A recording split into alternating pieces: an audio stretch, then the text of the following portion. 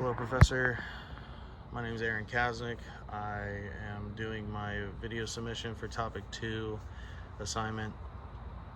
I do apologize in advance. I am at work right now, currently at the fire station.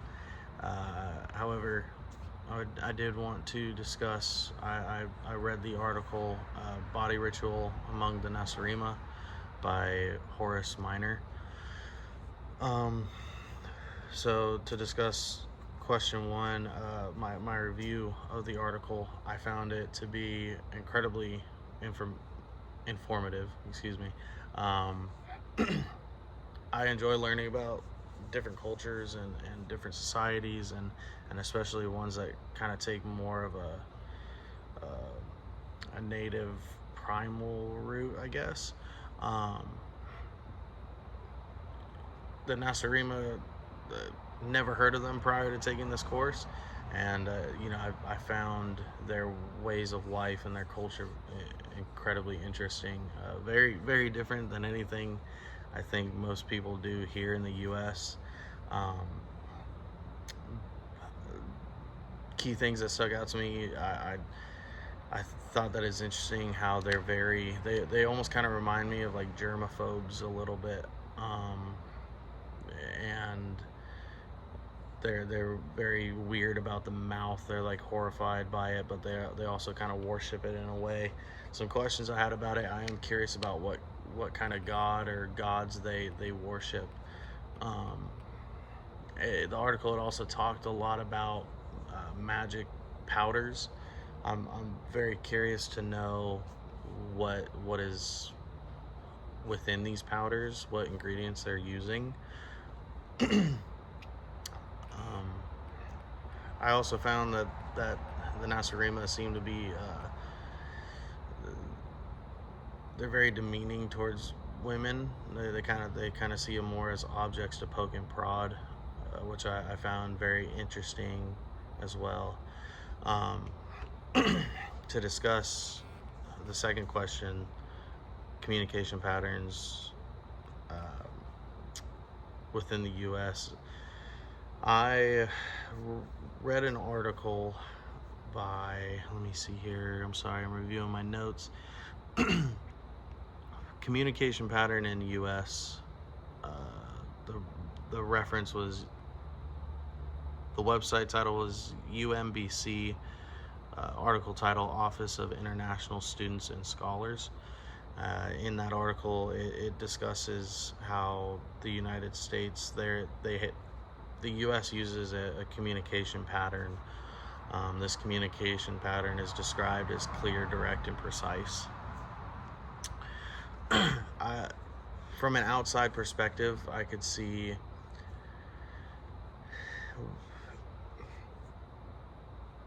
it maybe as intimidating.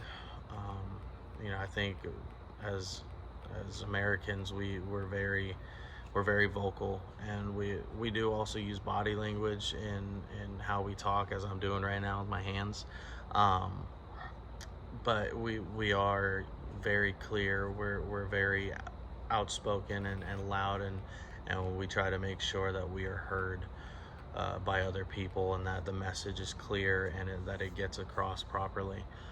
I think from people who come from a culture or society where being loud is considered a rude thing, it can come across as being rude or intimidating from an outside perspective, or a foreign culture.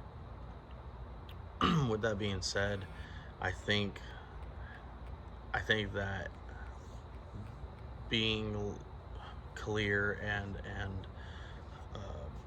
making sure that what we're saying in our messages are precise, I think that that's been something that has continued since America has been founded, through every historical event. And I think it's, as the new generations come up, I think that maybe it's starting to dwindle a little bit more, just due to social anxieties. this generation, my generation of people, seem to, they're a lot more shy out in public, um, overanalyze things. They're worried about saying the wrong thing and the right thing, and they walk away from a conversation doubting themselves and asking themselves, well, maybe they thought this of me, maybe I shouldn't have said that. I know I have a bad tendency of doing that.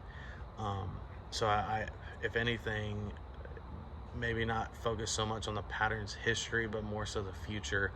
Um, I feel that as more and more time has gone by, the less clear and precise our messages are becoming, and our communication pattern.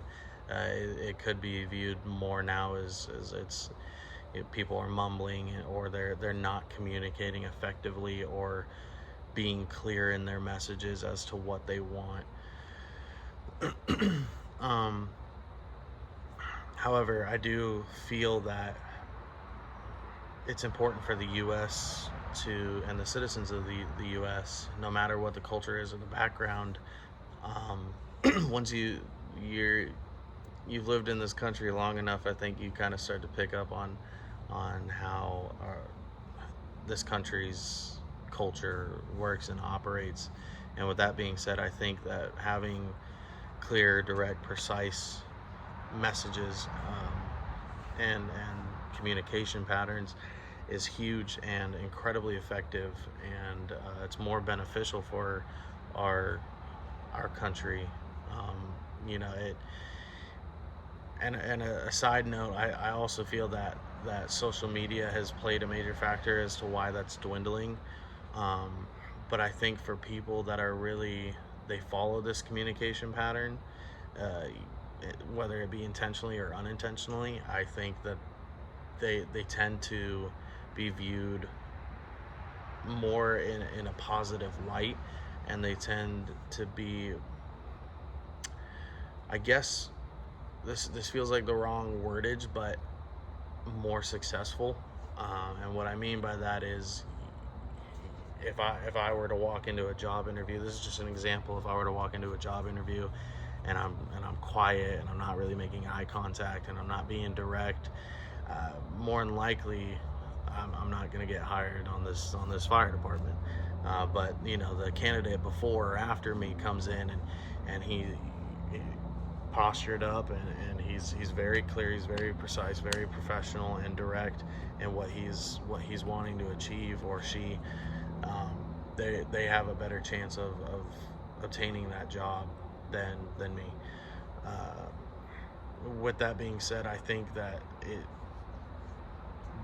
clear, precise communication pattern needs to continue for the future of, not honestly, I know I've said that America, but I think, just worldwide, I think that it's important to be able to to talk and communicate, and as well as listen.